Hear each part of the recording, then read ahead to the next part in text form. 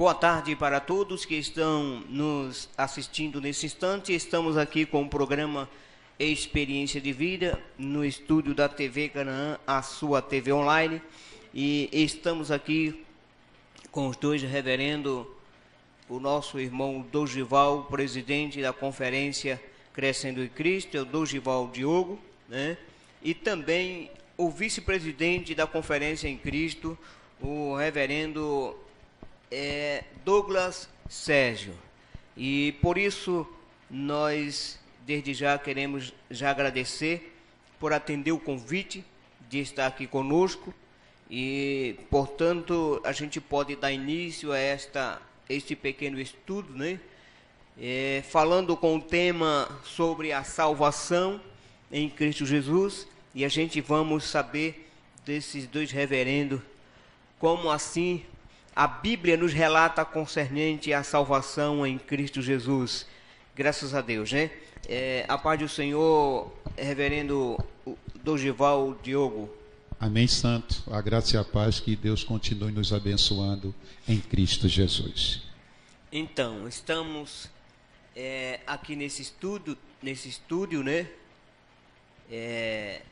E por isso estamos aqui com 5 pontos para fazer a pergunta para os nossos irmãos acerca da salvação, né? Primeiro, vocês são presidente da Conferência em Cristo, né? O ensino, a base de ensino da Conferência em Cristo sobre a reforma protestante, né?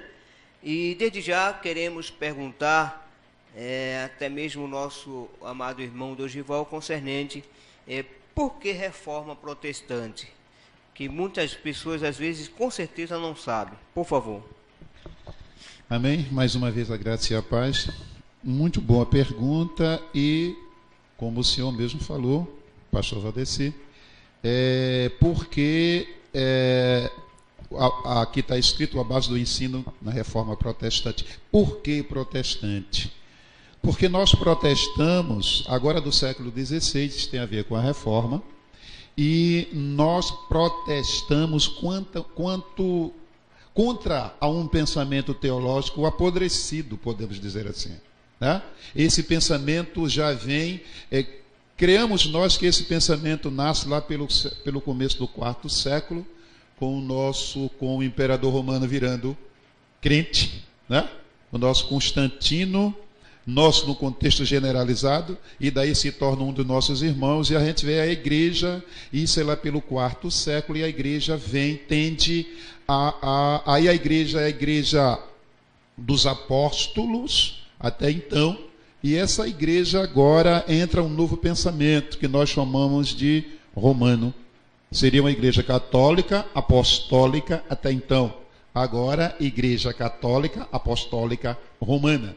E isso cresce tanto de uma maneira tal que quando chega no século XVI, há essa reforma protestante de protestar contra um pensamento, uma teologia apodrecida.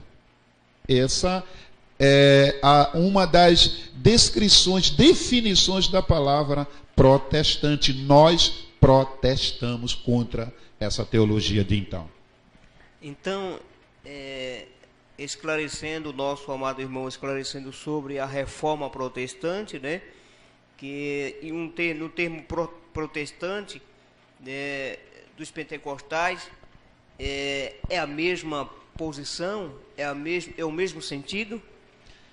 Olha, eu diria que não é exatamente o mesmo sentido, porque eles enxergam com outra ótica, né? Eles enxergam com outra ótica, eu diria, porque no pensamento pentecostal, o protestante talvez iria enveredar por um caminho de intriga, seria um caminho que não diz exatamente, porque seria como se nós estivéssemos brigando com nós mesmos, né?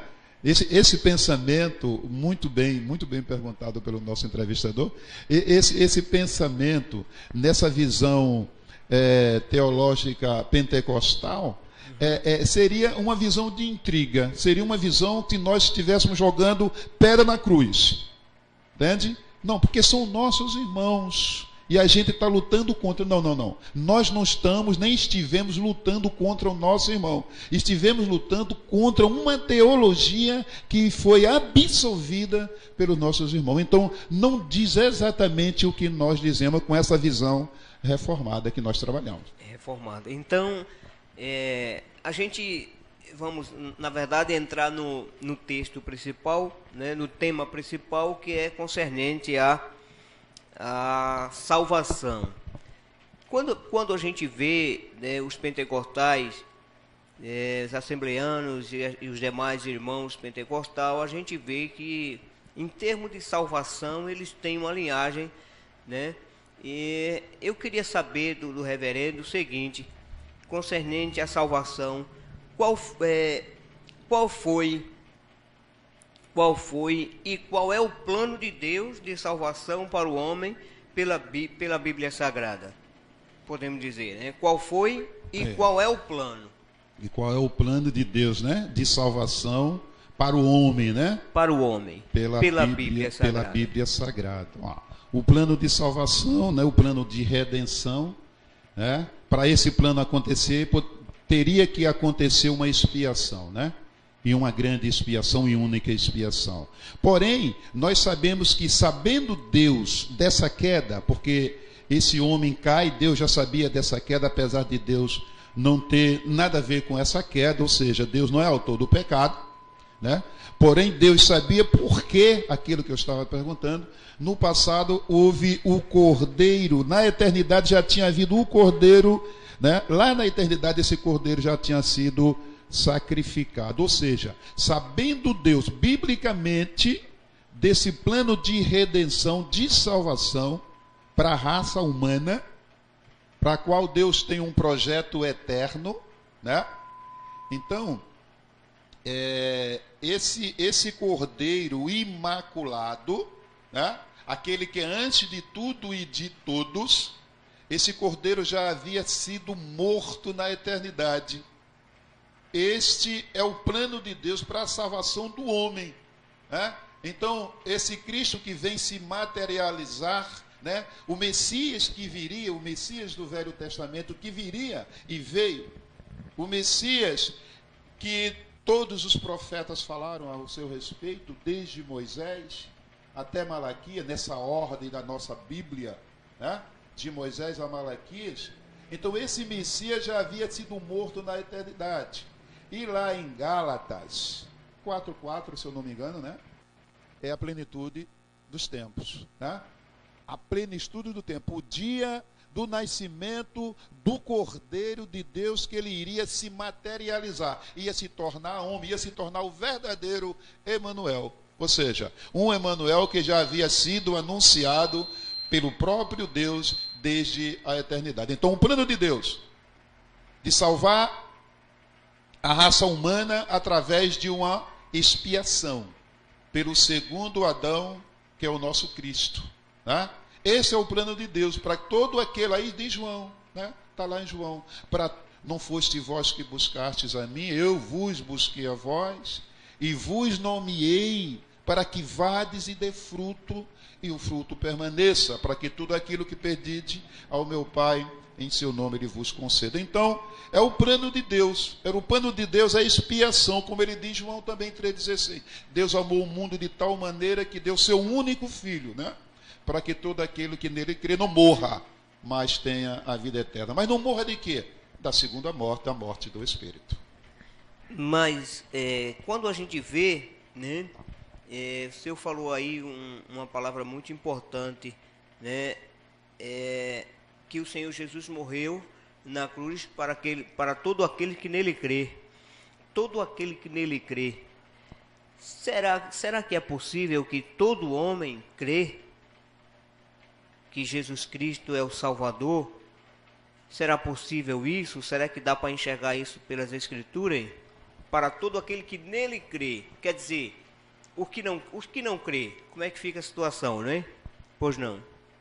A Bíblia nos mostra um outro caminho, porque a Bíblia fala de dois caminhos. Jesus fala de dois caminhos. Jesus fala de uma porta estreita e diz que não são muitos que vão enveredar por ela, né? E ele fala de uma porta bem larga, a gente sabemos que é simbologia. Então, na ótica, não na ótica, biblicamente falando, existem os dois caminhos, um apontando para a salvação eterna e o outro para a condenação eterna. E digo mais, hoje, agora eu digo na ótica humana de atual, hoje com 6 bilhões de pessoas no planeta, a estatística mundial diz que existe apenas 2 bilhões de cristãos, né? Generalizando, e tem pessoas de credos aí que dizem também cristão, quem somos nós para dizer que elas não são? Então, entre 6 bilhões de pessoas no planeta hoje, tem mais, 2 bilhões se dizem cristão. Então, a gente agora volta para a Bíblia, Jesus já falou disso. Ele falou de uma porta estreita e disse que nem muitos não iriam encertar aquela porta, não iriam enveredar pela porta. Porém, ele falou de uma larga, da facilidade da larga, que muitos caminhariam por essa porta. Então, biblicamente falando, meu pastor, sem medo de errar, pela Bíblia, 2 caminhos: salvação eterna e condenação eterna. Para que o homem enxergue esse caminho de salvação, eu creio, minha assim, talvez, quer que o senhor tenha a dizer concernente isso, para ele enxergar o caminho de salvação, porque a gente vê o homem perdido no pecado, né? Para que ele enxergue o caminho de salvação, será que por si próprio ele vai fazer isso? Ele vai querer, vai procurar, ou Deus marcará um encontro com ele, falará com ele, talvez? Pois não, pode responder, por favor? Por si próprio ele não acharia esse caminho, mesmo porque a Bíblia diz que nenhum homem quer Deus, e que todos pecaram e destituídos foram ou fomos da graça, todos, né? Fomos contaminados pelo pecado, como diz os calvinistas dos nossos pais federais, né? Todos pecaram, nenhum homem quer Deus. Agora, de novo, João, não foste vós que buscastes a mim, diz Deus, não foste vós, João 15:16, não é assim? Não foste vós que buscastes a mim, eu vos busquei a vós. Então, com certeza absoluta, o homem não se moveria, porque ele está morto em delitos e em pecados. Ele é patético, ele não tem vontades de acerto, porque a própria palavra diz que nenhum homem quer Deus, né? Então aí cai por terra a religiosidade, o buscar a Deus, o sacrilégio. Existe, é Deus quem busca, é sempre de cima para baixo, é a redenção, é Deus olhar, é Deus buscar, é Deus agora já ter sacrificado o seu filho desde a eternidade, por saber, né, que a raça cairia no depravo, como diz os calvinistas, e ela vem a cair.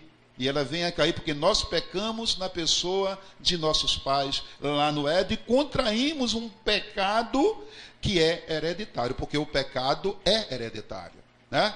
João fala de um pecado e Paulo fala de outro pecado. Existe um pecado dos nossos próprios desejos, mediante os meus olhos, mediante os meus sentidos naturais, e existe um pecado do qual eu não posso me livrar, porque ele é hereditário. É o pecado do Éden. Por conta disso, Deus foi o nosso Cordeiro imaculado e justo. Ele foi morto e sacrificado para que vertesse o seu sangue para nos purificar. Então seria impossível o homem caminhar sozinho em direção a Deus. Quando a gente vê ali no Jardim do Éden, nesse caso aí, o Senhor é quem chama. O Senhor é quem chama o homem, certo? Agora, antes assim, no Jardim do Éden, antes do pecado, antes do casal cair no pecado, o homem tinha acesso de falar com Deus, né? E após o pecado, aí Deus constituiu os 2 caminhos, ou já estava determinado por Deus os 2 caminhos. Quer dizer, abriu-se os 2 caminhos, Deus marca um encontro com a pessoa, porque o homem não tem capacidade de querer Deus, pelos seus delitos de pecados, né? Aí, isso quer dizer o quê? É um escolhido de Deus? Será que o Senhor faz isso com todos? Sim ou não? Esse caminho é muito bom, porque o homem peca porque alguém peca antes desse homem e o conduz ao pecado, né?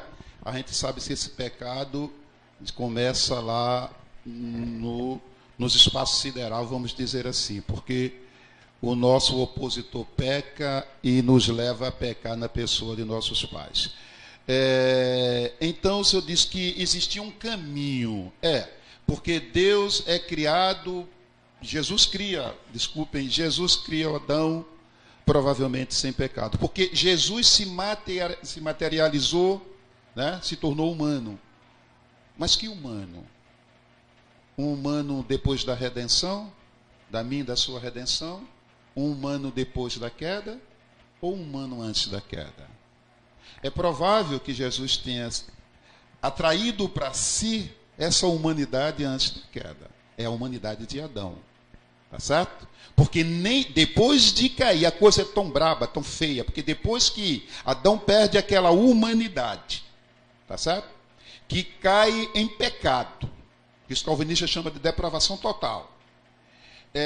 Mesmo depois dessa restauração nossa, hoje nós olhamos para Cristo porque Ele olhou para nós primeiro. Mesmo assim, essa natureza humana fica impregnada. Deus nos salva, mas não leva junto com essa salvação, ou não traz junto com essa salvação, toda essa liberdade da nossa matéria, né? Porém, nós temos o mundo como opositor, temos o diabo como opositor, e temos a nossa natureza humana, que ela perdura, ela continua. Então, mas o Senhor falava de 2 caminhos, né? Até então apontava para um caminho, um único caminho, salvação para todo sempre, amém? Né? Depois da queda, realmente, muito pertinente a sua observação e pergunta. Então, nasce-se um novo caminho. Tá? Então, esse novo caminho agora que nasce é depois dessa queda. Né? Sabendo Deus, apesar de Deus não ser autor do pecado, mas sabendo Deus que isso aconteceria, o Cordeiro Imaculado já havia sido morto desde a eternidade. Né? Para que, através dele, nós voltássemos para aquela condição de Adão antes da queda. Mas condição de Adão antes da queda por salvação e não por natureza humana. Porque a natureza humana ainda continua a perdurar em nossas vidas, né? É por isso que depois de morte ainda haverá glorificação. Então é provável que nós adquiramos agora a natureza de Adão. Tá certo? Eu não estou exatamente dentro da sua pergunta, porque a qual eu esqueci um pouco que o senhor formulou. Ela foi extensa, mas o senhor apontou para 2 caminhos, eu estou baseado nesses 2 caminhos. E o senhor perguntava se o homem teria condição de por si só. Não tem condição de por si só também. Ele jamais iria. Tá certo? Então, se o senhor... à vontade. No caso, o senhor faz esse chamado, marca um encontro com ele, chama ele... É uma pessoa escolhida, ele chama todos. Como é que é esse chamado de Deus? Não fosse vós que escolhestes a mim, mas eu escolhi a vós. Aí o Senhor, essa escolha é para todos? Como é que é essa chamada aí pela Bíblia? Eu costumo dizer que nós ainda somos analfabetos bíblicos, né? É verdade. Né?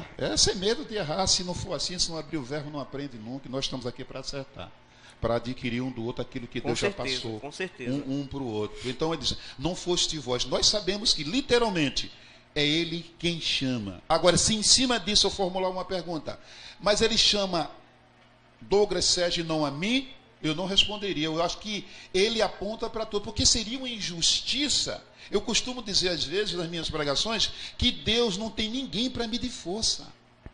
Deus está acima de tudo e de todos, né? Então Deus não fica na moita e coloca o pé para que eu caia. Então eu vejo, esse achismo não é muito bom, mas eu creio que esse chamar é generalizado. Mais dia, menos dia, na terra do vivente, o homem sente no coração algo. Mesmo conversando com algumas pessoas, ele diz isso, por mais perversas que elas sejam, ou tenham deixado de ser quando elas relatam os nossos testemunhos, nossas igrejas. Então, esse chamado especial está apontando para um hipercalvinismo. Eu não abraço respeitando meus irmãos, esse hiper-calvinismo, dessa escolha desde a eternidade. Para quê? Por quê? Parece até que Deus está medindo força. E Deus não precisa medir força comigo. Eu, uma simples criatura, que Ele faz o que quiser. Pois é. Aí quer dizer que traz também esse assunto aí, talvez, para uma predestinação, né? Talvez de um homem. Que a igreja é predestinada, que viria. Certo. Agora, as pessoas físicas, sim, como igreja que somos, templo e morada do Espírito Santo. Eu digo a igreja como um todo. Essa igreja iria existir e Jesus é a cabeça dela, né? Agora, eu não consigo me aceitar essa predestinação hiper, desde de uma eternidade, entende? Onde eu viria. Eu não vou dizer assim, ó, eu posso fazer o que eu quiser fazer, tal, eu de todo jeito vou estar salvo. Não é isso que eu quero dizer. Isso é muito banal. Eu viria porque eu já estaria voltado para isso. Ou seja, eu nasci salvo e meu irmão nasceu condenado. Eu não consigo ainda enxergar dessa forma. Tá certo? Então eu volto à sua pergunta e abraço a sua tese no sentido de que eu creio, não só penso, eu creio que mais dia menos dia, o versículo, não foste vós que buscaste a mim, eu busquei a vós e vos nomeei, toca-se no coração, porque lá em Paulo a gente vê alguma coisa parecida. A gente sente que Paulo resistiu, porque a convenção de Paulo começa desde o apedrejamento de Estevão, né? E nem assim ele abraça de fato e verdade ainda. É verdade. Entende? Então, respondendo a sua pergunta, eu creio que esse chamar, mais dia menos dia, de uma maneira ou de outra, Deus tocará no coração de cada um. É como que Deus cria uma situação na vida de um ser humano para ele despertar o chamado de Deus na sua vida. É coisa maravilhosa, não é? Maravilhoso. Eu creio assim, coisa tremenda. Até que nós conheçamos mais, né? Até que nós conheçamos mais, eu creio, porque eu acho assim, eu sei que a palavra é pesada, é um ato de covardia, porque quem somos nós? Agora, mesmo no chamado de Deus para com o homem precisa dizer o sim, né? Isso quer dizer que, querendo o homem ou não, ele é forçado a dizer um sim, porque é chamado por Deus? O que é que o senhor diz sobre isso? Não, ele não é forçado a dizer um sim, não. Na minha concepção, na minha ótica, na minha teologia, ele não é forçado a dizer. Porque há os pontos, né? Há dos pontos do arminianismo que nós estamos falando e estamos misturando com o pensamento calvinista. E, na verdade, nós estamos falando de Bíblia. É verdade. Essas são as duas maiores teologias do mundo e as quais eu respeito, como respeito qualquer um e queira aprender de cada um, né? Assim como tem alguns professores meus também que são, né? Tem esse pensamento teológico calvinista, nem por isso a gente deixa de estudar com ele. Porém, absorvo aquilo que cabe em mim, porque não dá para empurrar em mim, na minha natureza, aquilo que eu rejeito. Tá certo? Então, esse homem não é forçado a dizer sim. Esse é um dos pensamentos do arminianismo, de que o homem resiste à graça. E o calvinista diz que ele não resiste de maneira alguma. Entende? Por conta da soberania de Deus, aí ele não resiste. Não, se Deus quiser, todos serão salvos ou todos se perderão. Porque isso tudo está no seu controle. Aí alguém diz para mim assim, a soberania de Deus, sim, graças a Deus, eu creio nela. Se Deus quiser, nem que eu não queira, eu serei aquilo que Deus quer. Mas é preciso o homem dizer sim. É preciso para ele dizer sim, ele sente o chamado, né? Deus criou uma situação na sua vida e ele ficou numa inquietação tão terrível, tão sufocado, que ele precisa dizer sim, porque o coração dele já começa a ser transformado, já começa aquela coisa jorrante no seu coração, algo diferente que ele nunca viu antes. E aí ele termina levantando a mão e dizendo sim, mesmo que alguns dizem que na hora tem algumas vozes do lado dizendo que não, e fazendo ele lembrar as coisas do mundo, ou cachaça, mundano, coisas de prostituição, mas do outro lado é uma força maior, que é o Espírito Santo, está chamando ele, que ele não suporta, e ele levanta, dá um impulso e de um sim para Cristo Jesus, e é uma maravilha que ali ele não tem como. O homem pode ser duro, como diz um ditado aí fora, pode ser duro na queda, mas ele chora, ele começa a chorar, a ficar uma criança chorando, mas é o trabalhar de Deus, né, meu amado? É um trabalhar de Deus, e o Senhor falando, a gente se reporta lá para a Gênesis. Pois aquele juízo do dilúvio, a gente vê agora que lá em capítulo 4, verso 25 e 26, nasce Sete, né? O terceiro filho de Adão e Eva, que Deus chama pelo nome, que nós sabemos que foram muito homens e mulheres. No capítulo 5 já fala isso. Então, assim, começa a se invocar o nome de Deus, né?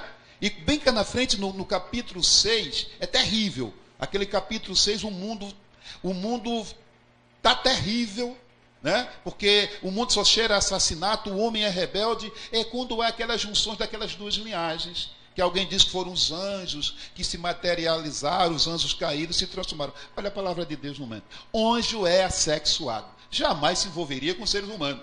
É verdade. Ali aponta para as duas linhagens. A linhagem de Sete e a linhagem de Caim. As mulheres formosas que ele se envolve se perverteram de uma maneira tal que parte para um dilúvio, né? Que aquilo ali é um dilúvio, é uma correção, né? Para aquele povo ali. Então, vindo por esse prisma, eu quero crer o seguinte: ó, Deus não tem que ter bolado nada na eternidade, porque está aqui, está visível. Eu sou humano, eu enxergo aqui, a palavra está escrita aqui, e eu enxergo aqui, e dali você vê agora aquele dois nascimento. O menino que morreu, o próprio Jesus Cristo dá testemunho dele, diz que é Abel, o justo, né? Mas não diz a mesma coisa de Caim, né? João diz que ele não se firma na verdade desde o início. Mas a gente sabe que apesar dele ser tratado, o próprio Jesus chamou alguém de filho do diabo, mas a gente sabe que isso é um simbolismo, é pela sua essência, pelas suas práticas. A gente sabe que de um mesmo ventre nasce Abel, nasce Caim, nasce Sete, né? De um mesmo ventre. Agora, se há essa contaminação, a coisa é grande, porque essa contaminação é aqui na terra, é de um mesmo ventre, é de um mesmo sêmen. É a mão que afaga, é a mão que apedreja. É o menino que foi morto pelo irmão e o outro que é terrível. É a boca que louva a Deus, que beija, é que roga praga. Então, essa coisa começa aqui. E se a gente não entender a criação, se a gente não entender a conceição de Adão e Eva, a gente vai estar se perguntando até Apocalipse, voltando para a criação. É ali, a coisa está transparente ali, né? Então, se eu enveredar pelos céus, olha, Deuteronômio 29, 29, as coisas reveladas a nós e a nossos filhos, né? As não reveladas a Deus. Pertence a Deus. Glória a Deus. Quando a gente vê acerca disso aí, se resume o seguinte, que é Deus, verdadeiramente é Deus chamando e mais nada. É o chamado de Deus, né? É a intervenção de Deus na vida do homem. Se não for assim, com certeza o homem se perde por completo. Então, é assim, meu amado, que coisa maravilhosa. Qual foi, né, e qual é o plano de Deus de salvação para o homem pela Bíblia Sagrada? A gente vê, na verdade, que um esclarecimento muito, muito gratificante da parte da sua pessoa, né? E que é assim, na verdade, se resume mesmo, né, na intervenção de Deus. Porque se Deus não intervém na vida do homem, estaremos perdidos por completo. Vamos aguardar um pouco. O nosso irmão Douglas, né? Será que o homem que não conhece Jesus, ele precisa tomar uma decisão para aceitar a Jesus como seu Salvador, né? Ele precisa tomar uma decisão, né, de dizer assim, a gente acabamos de até tocar um pouco sobre o assunto, né? Mas o homem verdadeiramente, para a sua tese, o seu pensamento concernente à Bíblia, o que é que o senhor diz sobre isso? É preciso o homem verdadeiramente tomar uma decisão, largar tudo que o mundo oferece para tomar uma decisão para aceitar a Cristo? Como é que é? Primeiramente, graça e a paz, né? Boa tarde aos que estão assistindo e ouvindo este programa. Queremos agradecer a Deus por essa oportunidade, e ao nosso pastor Valdeci, que nos concede essa oportunidade de estarmos aqui para esclarecermos, né, alguns assuntos importantes e pertinentes, né, com relação à salvação. E respondendo à pergunta, será que o homem que não conhece Jesus, ele precisa tomar uma decisão? Vamos começar do início, né? Algo como o senhor mesmo bem já colocou, já foi falado pelo nosso irmão Dorival. Quando nós começamos, pastor, a ler as Escrituras Sagradas, nós podemos ver o apóstolo Paulo em Efésios, capítulo 2, ele nos mostra que outrora nós estávamos mortos em nossos delitos e em pecados.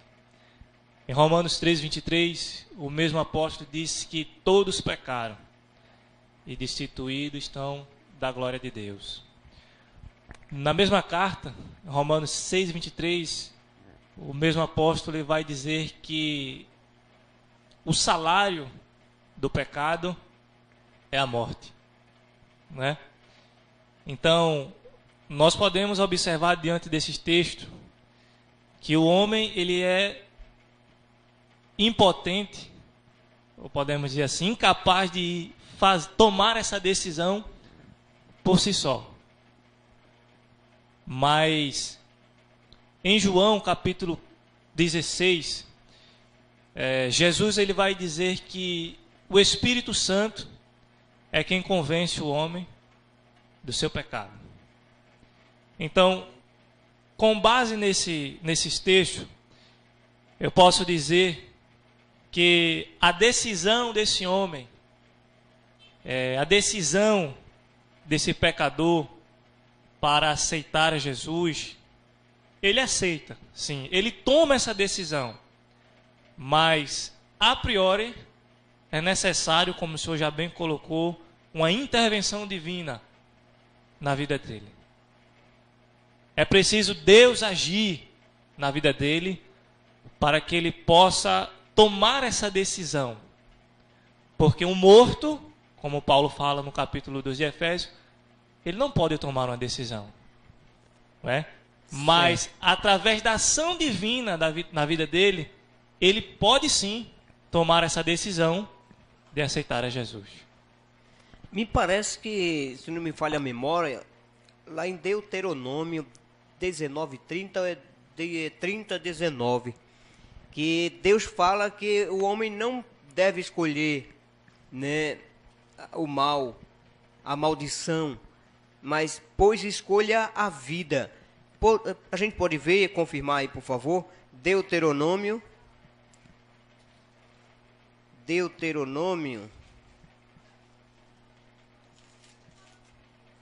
Deixa-me ver aqui.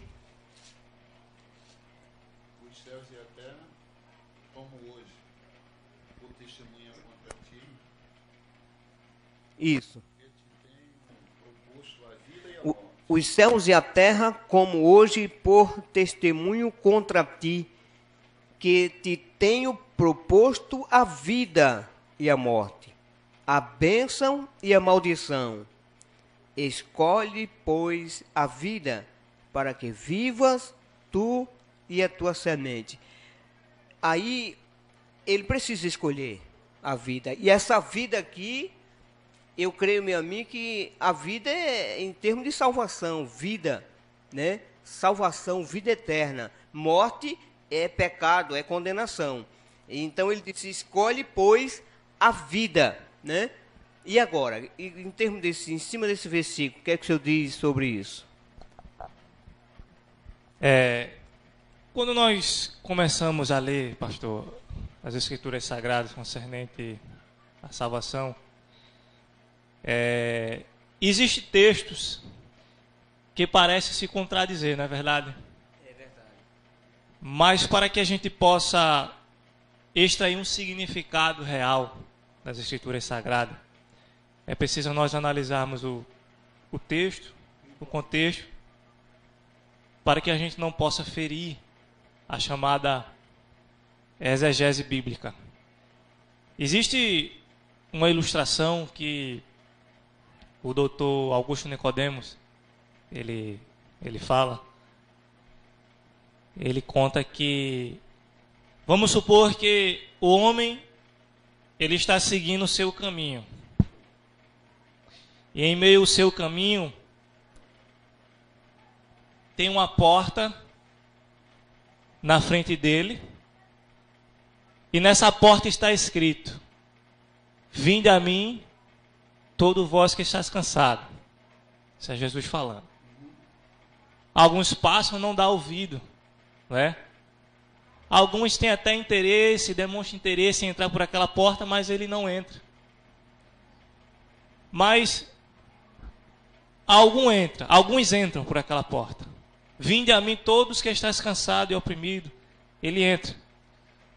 Mas quando ele chega do lado de dentro da porta, ele vê outra mensagem que diz, que já foi falado: não fosse vós que escolhestes a mim, mas eu escolhi a vós. Não é? Existe texto, como eu falei, que parece se contradizer, mas eles não se contradizem. O apóstolo Paulo em Romanos, ele vai nos mostrar, que já foi falado também pelo nosso irmão Dorival, que o homem, pelo estado pecaminoso em que ele se encontra, ele não consegue ir até Deus. O apóstolo Paulo, ele enfatiza, ele é enfático quando ele diz que não há um justo sequer e não há quem busque a Deus. Não há, devido à sua natureza pecaminosa. Então, é necessário a gente reunirmos alguns textos. Claro, eles não se contradizem, mas analisarmos para que a gente não possa ferir o que o texto ele está querendo passar para nós. Então, eu até concordo, com certeza. Pois a gente vê na primeira carta aos Coríntios, capítulo 2 e versículo 14, né? Que é no termo sobre espiritualmente, assim, o homem precisa ser espiritual para discernir, senão ele é natural. E por si sendo natural, com certeza ele não vai entender, né? Achou aí para a gente? 1 Coríntios, capítulo 2 e 14. Se não me fala em memória.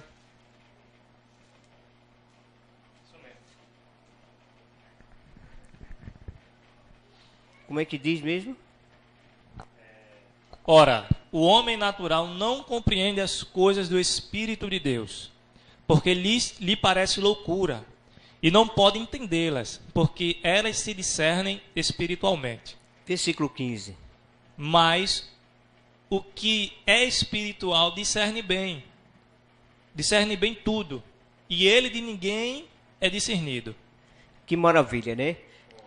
Que maravilha, né? Que maravilha, porque aí a gente vê, na verdade, se o homem, ele discerne por ser espiritual. Como é que ele é espiritual?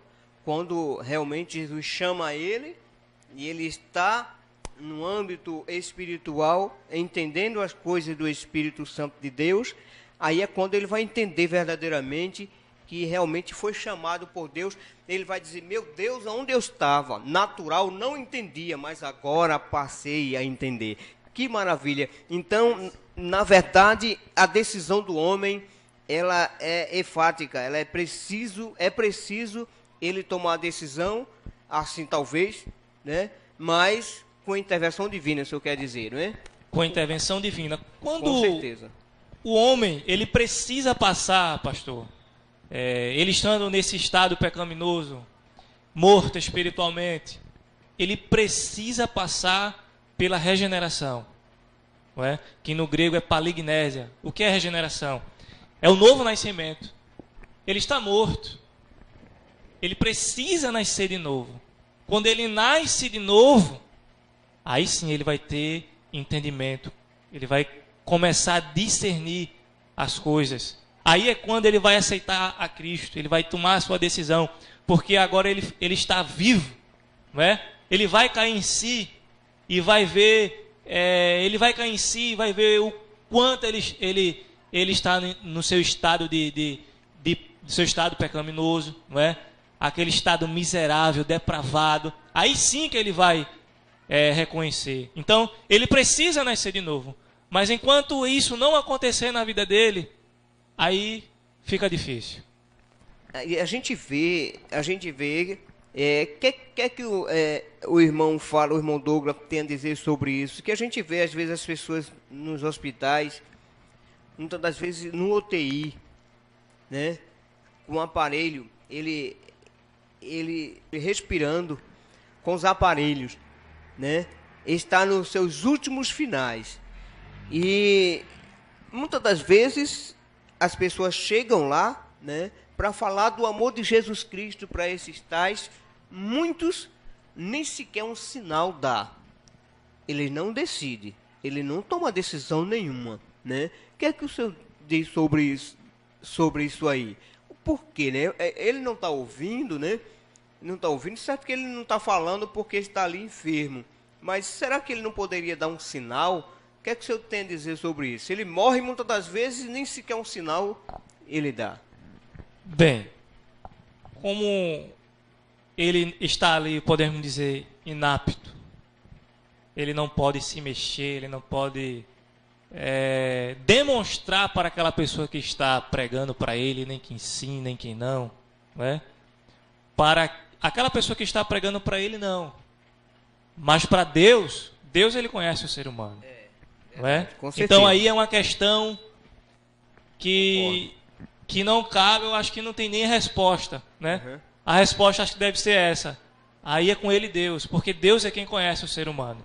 É verdade. Deus é quem conhece. Então não cabe a mim julgar, né? Não cabe a mim julgar. Com certeza. Amém? Amém. Então é difícil. Olha, a Bíblia Sagrada não é fácil para se entender, mas não é impossível. E a gente vê verdadeiramente que já outras pessoas realmente, quando ele escuta a mensagem que está ali, né, doente, quase morrendo, no seu estado final, ele escuta a mensagem, ele não dá sinal nenhum, não pode se mexer, porém, ele começa a chorar. A lágrima começa a cair.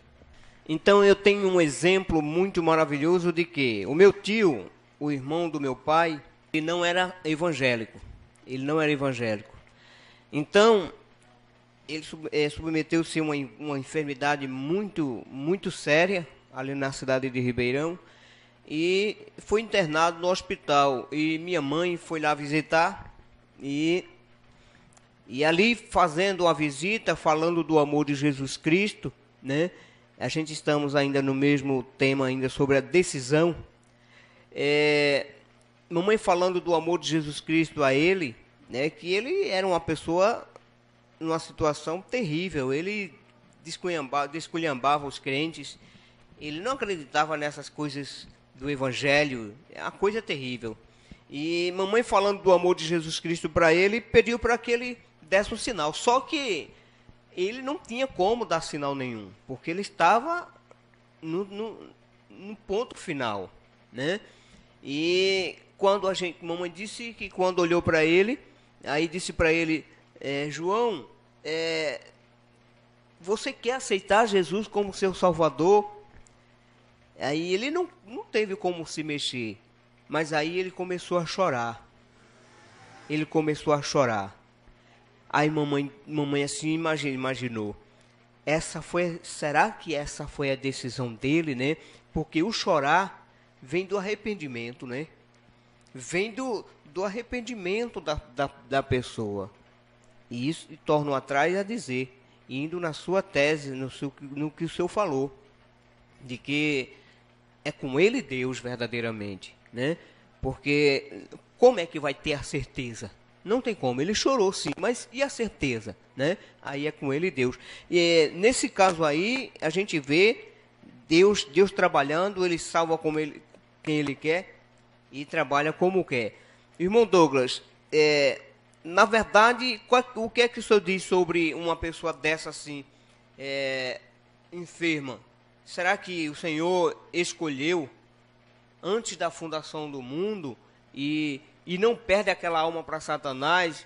Ou o Senhor Deus vê aquela situação e deixa o inimigo ceifar aquela vida? O que é que o senhor tem a dizer sobre esse ponto, por favor. Bem, pastor, em Romanos capítulo 9, vamos ver se a gente consegue encontrar. Romanos capítulo 9.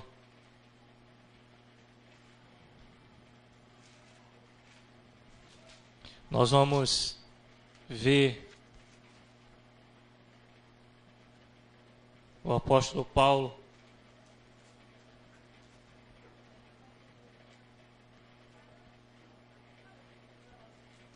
nove e 14, onde o apóstolo Paulo vai falar da liberdade e da graça de Deus. No versículo 14, o apóstolo vai dizer assim: que diremos, pois, que há injustiça da parte de Deus? De maneira nenhuma. Pois diz a Moisés: compadecer-me-ei de quem me compadecer-me, e terei misericórdia de quem eu tiver misericórdia. Assim, pois isso não depende do que quer nem do que corre, mas de Deus que se compadece. Dentro desse texto aqui, pastor Valdeci, eu quero responder o seguinte: o que Deus ele falou para Moisés. Ele tem misericórdia de quem ele quiser ter misericórdia. Isso não depende de mim. Isso não depende de mim.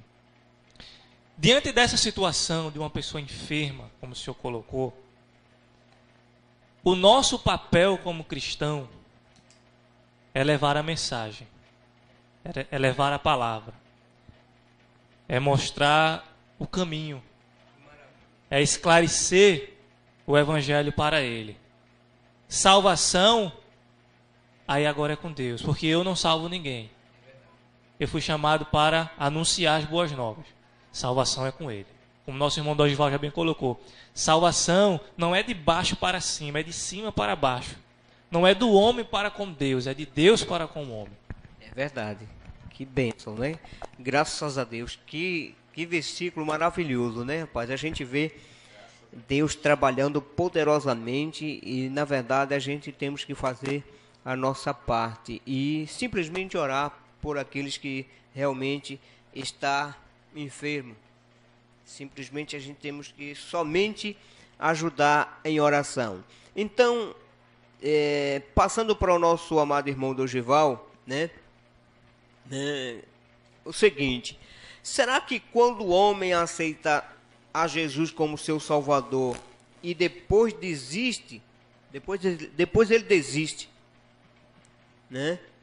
Será que mesmo assim ele é salvo ou precisa retornar, voltando, tomando uma decisão, aceitando a Cristo como seu Salvador? O que é que o senhor tem, a sua posição concernente a esse ponto, por favor? Pergunta, graça e a paz novamente. Estamos felizes de estar aqui. A gente fica maravilhado, né? Nós fomos convidados pelo Senhor. Eu acho que agora a gente se convida a vir outras vezes, porque é tão bom. Não tem verdade, melhor do com que... certeza, certo? Com certeza. Nós estamos aqui, como eu já disse, sem querer ser repetitivo, é para que a gente busque o melhor de cada um, no melhor sentido da palavra. E nós três somos cristãos, buscamos É verdade, Bíblia, né? com certeza. E a gente aqui está observando, pegando essa salvação que ele já, essa deixa santa dele, que ela vem de cima, né? É verdade. E o Senhor falou de salvação e ela vem de cima, ela vem de um olhar que não é um olhar humano, né? Pois não é. Se existir alguma coisa de errado entre Deus e eu sei que está em mim. É verdade. Se houver alguma desistência, está em mim. Ou não houve verdadeiramente uma convenção. É verdade, né? É verdade. Então, essa salvação, assim, será que quando o homem aceita Jesus como seu Salvador, e depois desiste, esse desistir aí, esse aceitar, são duas palavras fortes, eu não aceito por mim mesmo. Entendi. Eu tenho pelo menos de ser tocado e tomar a minha decisão. Certo. Já foi falado aqui pelo senhor do seu tio. Será que foi um sim? Será que foi um remorso? O que é que foi? Então, eu vou pegar as palavras de Douglas, assim fica até fácil. É anúncio. A igreja está para anunciar. Anunciar, é a palavra-chave. Anunciar, porque nós estamos para anunciar. E ficamos assim, será? Será que aceitou ou não? Porém, a gente não pode, porque no último suspiro, como foi dito pelo Senhor, cabe, mesmo sem palavra, né? Se creres, se confessares com a boca e crer É verdade. no teu coração, Tem isso. mesmo que eu não possa confessar com os meus lábios, mas eu posso ter crido no coração. Aquele homem da cruz teve chance, seus lábios não estavam dilacerados, e ele teve chance de confessar. Foi advogado de Deus, Que foi maravilha. advogado de Jesus, aquele homem. verdade. É lindo, né? Glória a Deus. Glória Ele a Deus. advogou a causa de Jesus, que para ele, ele ouviu falar de alguma forma, mas o outro que está do outro lado de Cristo, que a Bíblia não diz o nome, mas a tradição chama de Gésima e Dimas, né? Ele advogou a causa de Jesus. Não, nós estamos aqui, veja que consciência. Então, essa consciência é consciência de salvo, meu irmão. Ele já está ali, não, eu vou responder pelos meus erros. Mas em cima da sua pergunta, eu lembro de Hebreus, que tem uma passagem em Hebreus que diz que é impossível do homem que conheceu, eu não lembro exatamente, né, nem o capítulo de Hebreu, mas que está aí, mas como disse Douglas, são exegeses e exegeses, e eu vou repetir o analfabetismo bíblico da gente, né, que a gente somos, é melhor a gente dizer que é analfabeto bíblico, dizer que somos teólogo e desencaminhar pessoas. Feito o senhor, como líder da sua igreja, deve ter recebido tantas ovelhas com tantas mazelas teológicas, porque assim aprenderam, né? Então é melhor que a gente diga, somos estudantes, que a palavra-chave é somos estudantes, somos eternos aprendizes. Nós dizemos que somos eternos aprendizes das coisas seculares. Por que não somos eternos aprendizes da Bíblia? Né? Que é um livro sagrado que aponta para o céu dos céus dos céus. Então, esse desistir, eu posso olhar de uma maneira humana, alguém pode, porque nós vamos fazer o seguinte, a gente sabe que tem a passagem do lavrador, né? Das sementes que são semeadas, das que nascem na beira do caminho, mas antes que morra, ela viveu alguma coisa. Da que nasces no pedregulho, não cresceu, porém, as raízes não pôde, porque não havia um estrume, mas que nasceram até, e não nasceu e morreu. Para morrer tem que nascer. E não se morre, não é aborto que se nasce morto, aparece morto. Então, eu quero dizer que esse arrependimento, entende? Eu quero pegar a Bíblia para isso. E depois nós vamos estudar isso, né? Em um outro momento oportuno. Porque Jesus disse que jogou-se a semente entre os pedregulhos e ela nasceu. Na beira do caminho ela nasceu, em outro canto ela nasceu, mas ela só prosperou na boa terra. E depois ele explica que a semente é a palavra de Deus. Pois é. Né? E que essas pessoas, entre aspas, se converteram. Mas na verdade não. Porque quando vieram as belezas do mundo, as tentações do mundo, nem resistiram, nem chegaram a resistir, porque elas não tinham sustentáculo. Então, em cima da sua pergunta, que é muito pesada, para dizer assim, sim, não se diz sim, não, em cima de uma pergunta dessa, porque ela é muito boa e muito pesada. Então, será que quando o homem aceita a Jesus, a gente diria que essa aceitação não é por si só? Porque esse homem está morto em delitos e em pecados, já foi dito, né? Pronto. Esse Aí, homem... Jesus chamou ele, né? Jesus chamou ele, claro, que o homem, se ele não aceita Cristo como seu Salvador, né? Jesus chamou ele, de repente ele desiste, por algum problema e outro, né? Aí ele desiste. Aí é onde está a pergunta. E aí? E aí? Ele Jesus fala de chamar ele de é escolhido, salvo, né? ele é salvo mesmo assim, ele desistindo, ou ele tem que retornar para a casa paterna? Só ressaltando, À Dorival, vontade, à vontade. o doutor Luiz Berkoff, no seu livro de Teologia Sistemática, ele vai falar sobre o verdadeiro arrependimento e o falso. Sim, é baseado Que em maravilha, cima... é verdade. Em cima disso aí, porque nós sabemos que a parábola do joio e do trigo. E quando alguém diz assim, quer que arranque? Eu estou tentando responder isso aqui, o senhor está entendendo melhor que eu. Quer que arranque? Alguém diz assim, faça isso não. Vai que você arranca o trigo achando que é o joio. Ele está dizendo de tão parecido que é. Talvez o joio se parece muito mais com o trigo do que o próprio trigo. É verdade. Bem Aí Jesus diz assim: se conhece a árvore pelos seus frutos. E nessa parábola alguém diz assim: e aí o que é que eu faço? Deixa crescer junto. Porque trigo vai dar trigo e joio vai dar joio. É verdade. Um vai para o celeiro apontando para a salvação e o outro vamos fazer o desfeche e vamos jogar lá no... Mas ele fingiu uma vida toda, né? Ele é quem pregava, ele é quem sentava lá na frente, ele é quem se... Entende? Então, porque se não fosse assim, Jesus não dizia assim, ó, o lavrador diz assim, o trabalhador diz assim, ó, então vamos arrancar. Diz, não, faça isso não. Mas por que eu não devo fazer? Vai que você arranca um pensando que é o outro. Ele está dizendo, eles são idênticos. Essa desistência, eu quero apontar, na caminhada ele irá desistir. Mas se ele desistir, talvez ele não volte mais. Talvez ele não volte. Desistir que eu quero dizer é ele ir para o mundo mesmo, para a bagaceira do mundo. Para a bagaceira. Para a bagaceira, porque a gente... Porque, veja bem, nisso aí, eu não quero ser radical, meu pastor, mas no mundo secular, o mundo de imoralidade, né? É preciso que a gente explique isso. A própria igreja, que em grego é eclésia, quer dizer tirado ou chamado para fora. Mas para fora de onde? Tirado de um mundo de imoralidade para um mundo moral, apontando para o mundo santo dentro de um próprio mundo físico. Glória a Deus. Não é assim? É verdade. Aí a gente vai agora entender, Deus amou o mundo. Que mundo Deus amou? É verdade. Né? É. Aí Jesus diz assim, eu não oro pelo mundo. E aí? A contradição que o nosso querido falou. Mas ninguém está se contradizendo aí não, cabe a nós extrair, né? Então assim, eu não oro pelo mundo, eu oro por eles. Jesus dizendo no capítulo 17 de João, mas não oro pelo mundo. De que mundo Jesus está falando, né? Porque a mesma palavra de Deus e o mesmo João diz que Deus amou o mundo de uma maneira tal que deu sua joia rara para nos salvar e morrer na pior morte que existia da época. Então, como o Senhor disse, é ir para a bagaceira. Agora, antes que ele vá para a bagaceira, ele vai viver um tempo na igreja. Agora volta para a parábola. Nasceu, viveu durante um certo tempo e depois foi-se, porque no mundo, nesse mundo de imoralidade, não há lugar para convertido, não.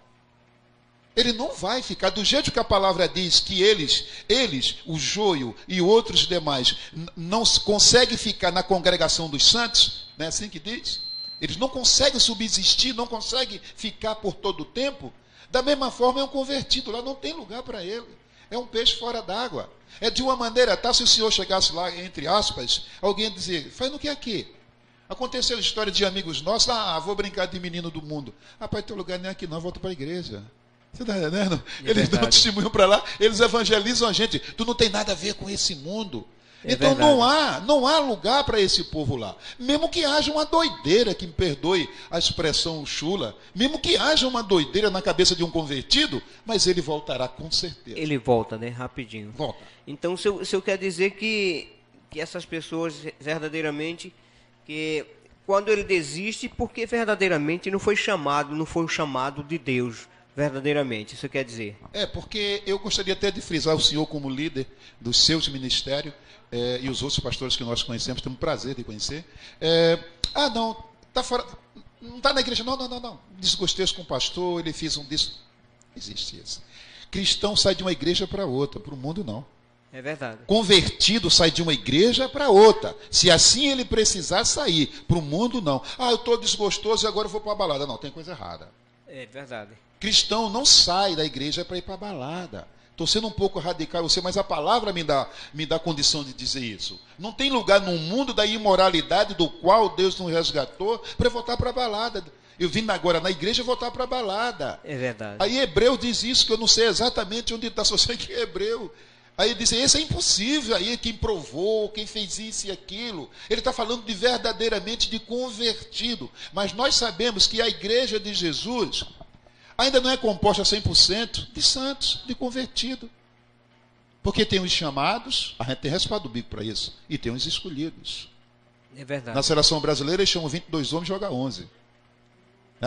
Há uma seleção, há um chamamento. Marco diz isso, que há os chamados e há os escolhidos. Então, é por aí que a gente deve enveredar, é por aí, Santos. Então, a gente vê verdadeiramente muitos, né, que por qualquer situação eles querem desistir, ele não quer mais, vou embora, não quero mais Jesus. Com pastor, com prefeito, com dirigente. Aí pastor não presta, dirigente não presta, né, dirigente da congregação não presta, e é melhor estar no mundo. Aí é difícil, uma pessoa dessa, é preciso fazer a visita, né, falar do amor de Jesus Cristo para ele e falar a verdade, como é que ele deve tomar sua posição, mas que não é fácil, né, ganhar uma pessoa dessa para que ele possa retornar para a casa paterna. Não é fácil, não é não? Não é fácil, não é fácil, porque dependendo do tempo que ele passou na igreja, ele absorveu alguma coisa, literalmente falando. Tudo que você disser para ele, ele diz que já conhece. Porém, ele não está no lugar que você está.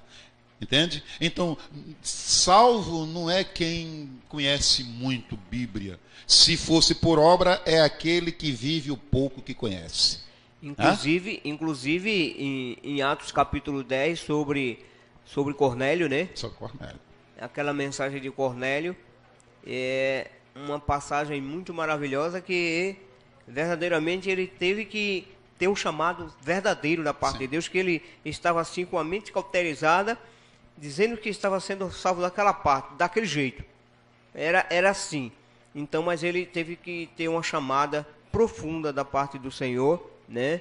E que a gente vê um trabalhar de Deus, ele e a sua família ali, o Senhor salvando aquela família. E para definir isso aí, irmão Dorival, verdadeiramente o chamado de Deus na vida do homem, né? É que se resume o seguinte, de que as pessoas podem passar por qualquer circunstância, por qualquer situação, adversidade da vida, mas ele está ali, constante ali, firme, de qualquer situação que passa, mas Jesus Cristo é o mesmo na sua vida. Então, o senhor quer dizer isso, né? Que verdadeiramente, quando a pessoa aceita Cristo de verdade, ele desiste, ele não desiste. Não tem como ele desistir. Não desiste. Não tem como desistir, porque olhando para a perfeição do nosso Deus, parece até que Deus acerta com erros. É verdade. Quem acerta com erros são os homens inteligentes. Com certeza. Deus não acerta com erro. Com né? certeza, Ele concordo. nunca errou, ele não precisa. Eu estava vendo aqui, assim, será que mesmo assim ele é salvo? Com esse olhar apontando para uma não convenção, esse não é o papel da igreja de dizer que ele não é. Mas eu estou dizendo que ele não está aqui. Né? Que o papel da igreja não é esse, como disse nosso querido. O papel da igreja não é esse. O papel da igreja é anúncio. Mas será que ele voltará? É provável que ele voltará se não houve uma verdadeira convenção. Aí é que ele tem que voltar. Porque um verdadeiro convertido dificilmente sairá. É verdade. Inclusive... Ele é membro, e membro não se arranca do corpo. É verdade, não se arranca do corpo. Talvez ele seja um congregado. É verdade. Né? A gente vê aquela mensagem lá do filho pródigo, por exemplo. Ele voltou por quê? Ele saiu, né? Foi lá, comeu as bolotas dos porcos. Ele voltou. Ele voltou. Agora, você vê, mas ele saiu. Ele desistiu. Mas voltou por quê? Porque ele não tinha outro caminho. Eu penso em mim assim, pelas Escrituras Sagradas, não tinha outro caminho para ele. Ele teria que voltar. Ele é membro e está inserido na figueira que tem o caule, que dá seiva. Ele tinha que voltar para morrer. É verdade. Ele por si só no alto se sustenta. Pois é. Ele é obrigado a voltar. Agora ele não volta se ele não for membro. Ele se sentiu tão sufocado que voltou para a casa do pai. Vai morrer, se não volta, morre. É verdade. Porque ele está inserido na figueira. Ele está lá, eu sou a videira verdadeira e meu pai é o lavrador. E quando o pai recebe na casa dele, o nosso pai recebe com um abraço, recebe, ele faz uma recepção até melhor dos que já estão presentes lá. Porque ele é necessidade. Ele perdeu o que tinha. A seiva, resumindo tudo em uma seiva, a seiva que ele tinha em si, o mundo não dá. É verdade. E ele tem que dizer, eu quero voltar em qualquer condição, mas eu tenho que voltar para a família e me agarrar com meu pai. que lá está a seiva que me alimenta. Glória a Deus. Né? Isso é um simbolismo apontando para o verdadeiro Deus. É verdade. Preciso voltar a todo custo. Né? E ele volta. É uma inquietação tão grande que termina ele voltando, né? Deus maravilhoso. Então, para a gente encerrar com esse último quesito aqui, com o nosso irmão Douglas, quando o homem aceita Jesus como seu Salvador, ele precisa permanecer servindo a Cristo para ser salvo, né? Em termos de salvação, a gente de início falando o tempo todo, sempre resumindo uma mesma posição, uma mesma resposta, né? Mas a gente é bom abordar esses quesitos assim, porque aí vem mais outros pontos diferentes, outros versículos diferentes, para que a gente verdadeiramente veja que o trabalhar de Deus é poder, é maravilhoso. E as pessoas que estão nos assistindo, eles vão realmente ver as maravilhas do Senhor, né? Concernente a este ponto aqui, irmão Douglas, quando o homem aceita Jesus como seu Salvador, ele precisa permanecer servindo a Cristo para ser salvo, né? Ou se ele precisa permanecer servindo a Cristo, ou ele sai da presença de Deus, né?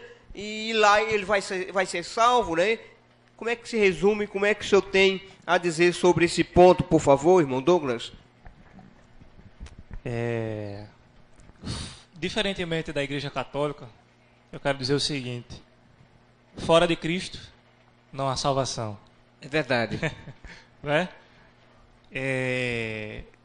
O homem, quando ele aceita Cristo, pastor, como seu Salvador, após passar pela regeneração, pela justificação, não é? Podemos dizer assim, todo o kit, todo o pacote que Deus ele dá ao ser humano na salvação, para ele ser salvo, ele precisa sim continuar servindo a Cristo. Agora, com isso, eu quero dizer o seguinte: o ser humano, ele é imperfeito. É verdade. Ele é falho. Eu não estou querendo dizer que por ele estar servindo a Cristo, não é? Por ele estar na igreja, falhas não vão acontecer. Vão. Ele pode sim, em algum momento de sua vida, ir para o mundo. Mas como já foi falado, ele vai voltar. Ele vai voltar. Quando nós lemos Efésios capítulo 1, versículo 3, eu sou adepto daquela ideia que é atribuída à visão calvinista, que diz: uma vez salvo, salvo para sempre. Eu sou adepto dessa frase, né? É mal interpretada por muitos aí fora, né? Como é que pode uma pessoa salva e vai para o mundo e faz isso, faz aquilo, baderna bagunça sendo salva, e permanece sendo salvo? Como é que pode isso? Isso aí sim é antibíblico. É verdade. Isso não está nas Escrituras. Pois é. Mas observe só, pastor, o que diz Paulo em Efésios capítulo 1 e versículo 3 em diante. Bendito Deus Pai de nosso Senhor Jesus Cristo, o qual nos abençoou com todas as bênçãos espirituais nos lugares celestiais em Cristo, como também nos elegeu nele antes da fundação do mundo. Para quê? Para que fôssemos santos e irrepreensíveis diante dele em amor.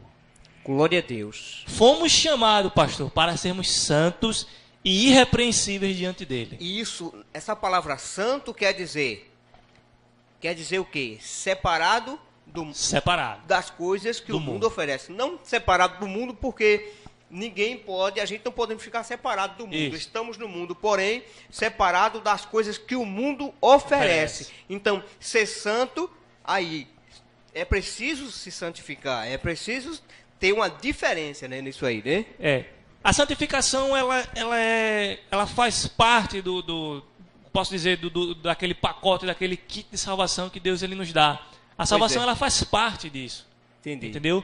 Dessa santificação, de procurarmos estarmos nos santificando a cada dia, de sermos puros.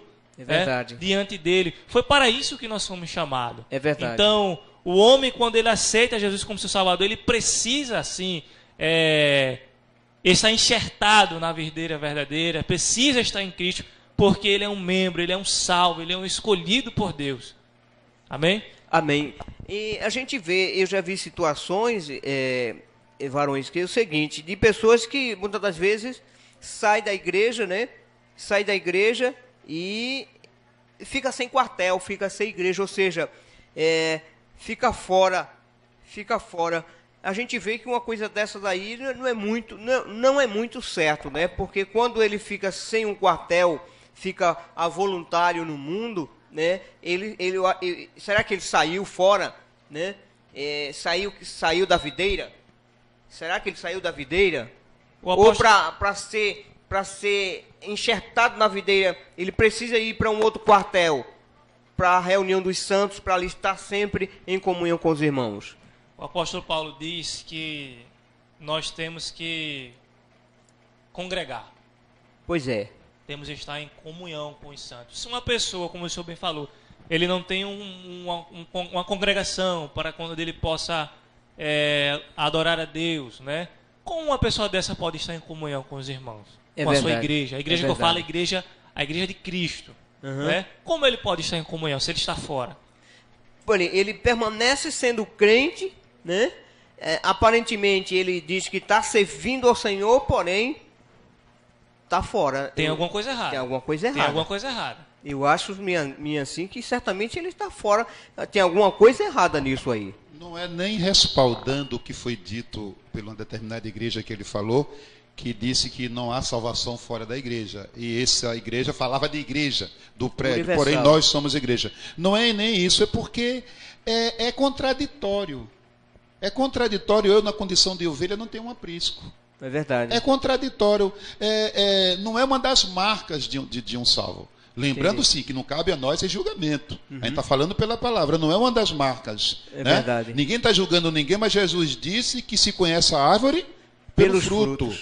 Ninguém está julgando ninguém, mas Tiago diz não somente pela fé, e sim pelas obras. Oi, Tiago agora está na contramão? Não.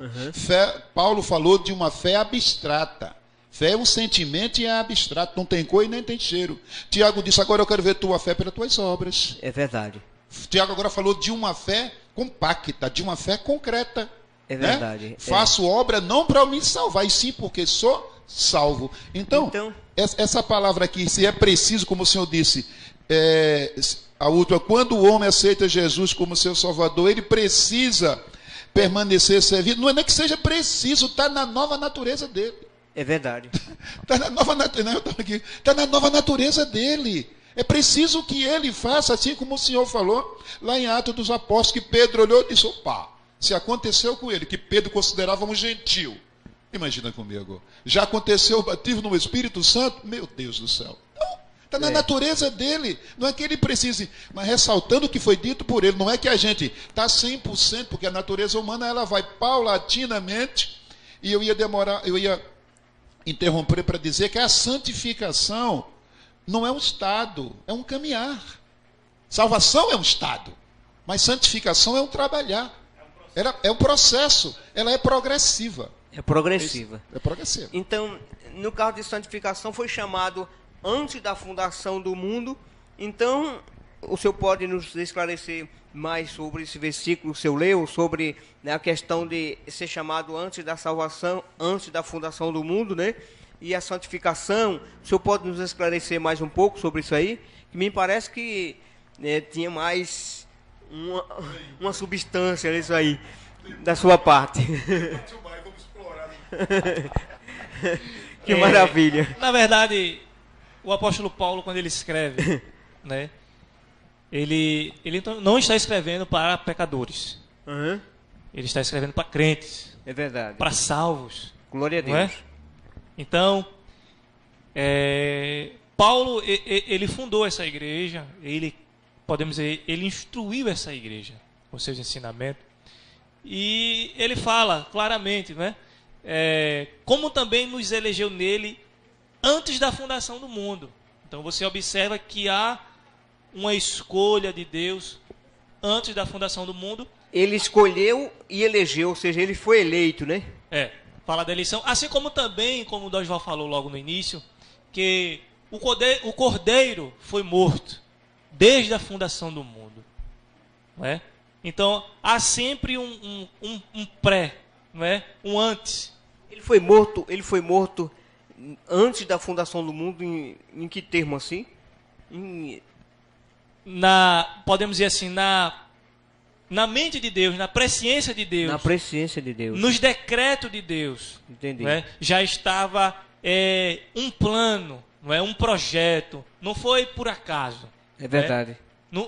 Podemos dizer, o pecado de Adão não pegou Deus de surpresa. É verdade. Deus já sabia, não é? Mas já havia um projeto, um plano de salvação para os pecadores. Maravilha, é verdade. Antecipado. Então, que bênção. Como também nos elegeu antes da fundação do mundo, para que fôssemos santos, irrepreensíveis diante dele em amor. Glória a Deus. É isso que o apóstolo Paulo ele vai falar, não só na carta de Efésios, mas também, como também em outras cartas, ele nos vai... Tem uma cantora que diz assim, a mão... Esqueci o nome da cantora, peço para decorar, mas ela disse, a mão que segurava o martelo era a mão de Deus. Isso até estarrece as pessoas, inclusive uns pentecostais radical, né? Mataram, outra coisa que me preocupa, mataram o Filho de Deus. Ninguém matou o Filho de Deus. Ninguém tem condição de matar o Filho de Deus. Ele disse que deu-se. Pois é, mas tem gente que diz, tem gente até que diz, mas ele não merecia aquilo, quem merecia era eu, né? Para que fizeram isso com ele? Oxalá se Deus não conhecesse tudo antecipadamente. E quando diz matar o Filho de Deus, assassinaram Jesus. Jesus não foi assassinado, né? Ninguém o pegou, né? Eu lembro que quando Pedro desembainha a espada e corta a orelha do Malcolm, e Jesus diz, Pedro, coloca de volta, que vai ter com que o ferro fere, com o mesmo ferro é ferido. E diz, olha, pensas tu, é lindo isso. Pensas tu, se eu não orasse a meu pai, é mais lindo ainda, né? Glória a Deus. Se eu orasse ao meu pai, ele não mandaria 12 legiões de anjo para me assistir. Mas, Pedro, mas como ficaria o que está escrito? Te acalma. Eu estou aqui passando um processo, obedecendo ao meu pai, por amor a ti. Que vai me negar daqui a pouco 3 vezes. Com a melhor das intenções. Quer dizer que Pedro estava querendo interromper o plano? Não pode. Só ressaltando, pastor. Terrível. Observe que...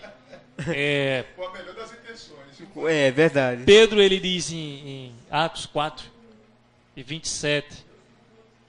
falando ainda que tudo estava num plano de Deus, não é? Num projeto de Deus, desde a fundação do mundo. Observe o que Pedro ele nos diz em Atos 4, 27.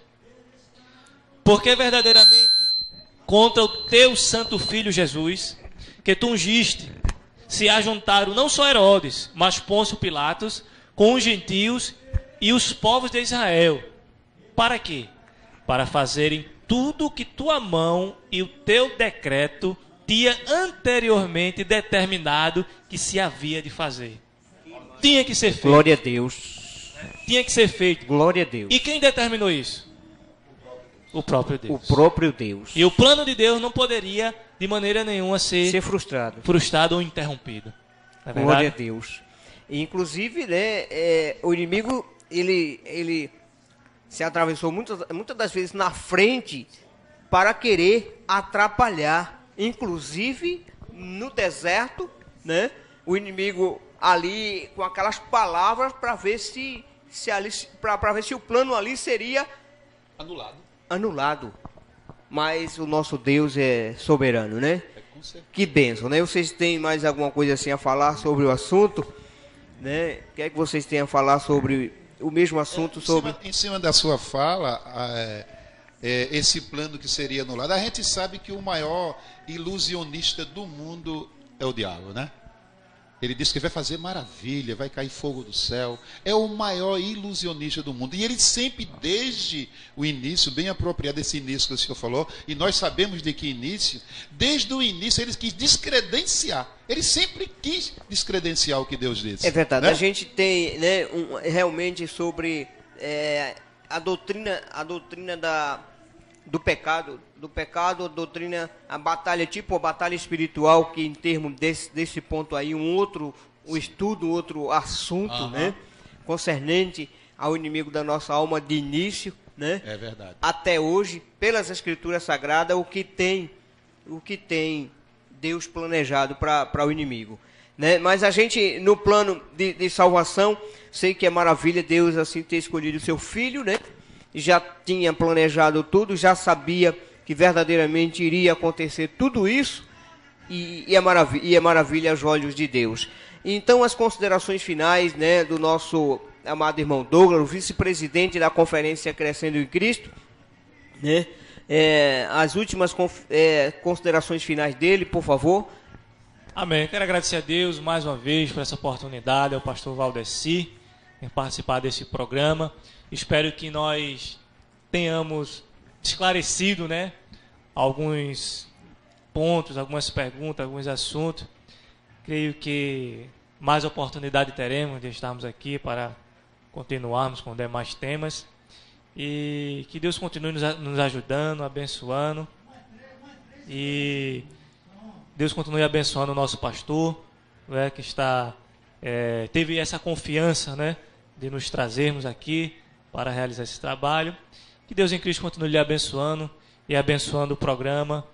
Que Deus continue abençoando a cada um de nós. Amém? Amém. Amém. Graças a Deus. As considerações finais do nosso amado irmão Dorival Diogo, né, o presidente da Conferência Crescendo em Cristo. Pois não? Pois não, Santo. Olha, é benção, né? Como disse o nosso irmão Douglas. Primeiramente, nós agradecemos a Deus, né, por estarmos aqui. Agradecemos ao pastor Valdeci, né? Está aqui o nosso pastor Valdeci com esse programa maravilhoso aí, ó, programa Experiência de Vida com o pastor Valdeci Bernardo, né? Nome bonito. Então, nome de pastor, né? Então, a gente agradece, é do fundo do coração, viu? É de coração, como irmão que somos, atrelados na pessoa de Jesus Cristo que estamos aqui. Não é acaso, não estamos aqui por acaso. E nós agradecemos a Deus, esperamos também que a gente tenha contribuído de alguma forma, que é para isso que Deus nos levanta, para que a gente vá semear. E isso sim, aqui é o celeiro, é um celeiro. Esse é um programa, essa é uma gravação, esse é um audiovisual, esse é um celeiro, vai se cumprir aquilo que já foi dito, que alcançaria os confins da terra de uma maneira ou de outra. Então, nós agradecemos a Deus. Se tem alguém que ganhou muito com isso aqui, fomos nós. Em nome de Jesus, que Deus continue abençoando o Senhor e os seus. E vocês também podem falar um pouco sobre a conferência Crescendo em Cristo, a programação, pois não, o presidente ou vice, por favor. A nossa conferência Crescendo em Cristo, muito bom, e nós agradecemos para o senhor mencionar, né? É um trabalho, como o senhor já viu, já teve na sua igreja, é um trabalho, nós contamos a história da igreja, né? Nós contamos toda essa luta, todo esse desenrolar, todo esse 2000 e poucos anos de história da igreja. Falamos dos concílios da igreja, de todas as igrejas. A igreja que nós já falamos aqui, que começa a fugir da igreja dos apóstolos. É verdade. Né? A gente fala dessa igreja, nós falamos dos concílios, como eu já disse, nós falamos dos mártires da igreja, dos santos e Glória dos seculares. Né? Nós falamos dos mártires do Coliseu. Nós falamos da história da igreja em cada país. Né?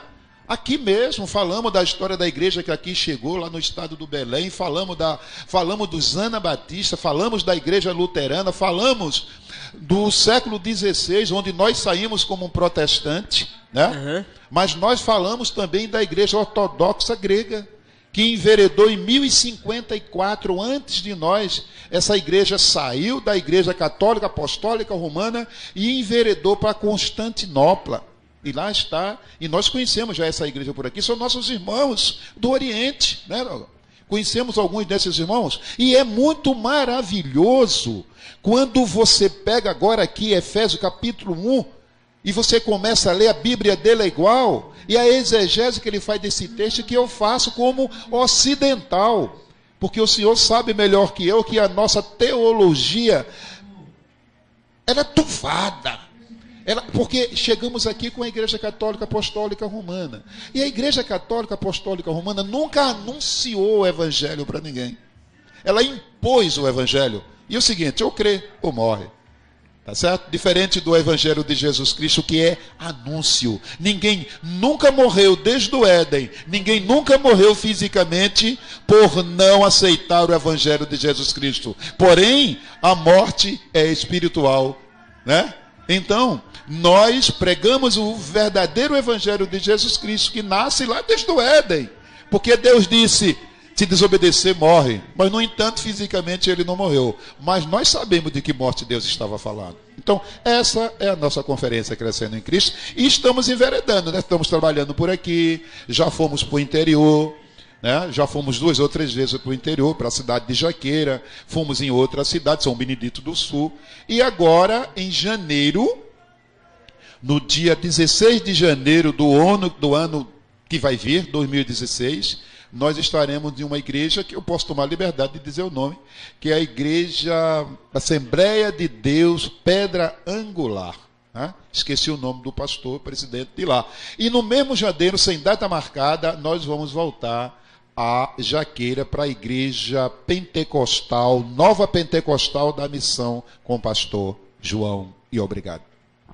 Que maravilha, né? Então, o nosso amado irmão Dorival, assim, passando a programação, falando acerca da conferência Crescendo em Cristo. Que maravilha, queremos agradecer de coração por ter atendido esse convite, né? Para estar aqui no estúdio da TV Canaã, a sua TV online. Que Deus continue abençoando aos dois, que a gente vai realmente abordar aqui vários temas para falar sobre o amor de Jesus Cristo, o que está escrito no livro santo sagrado, né? Que as pessoas realmente, muitas, precisam ouvir, né?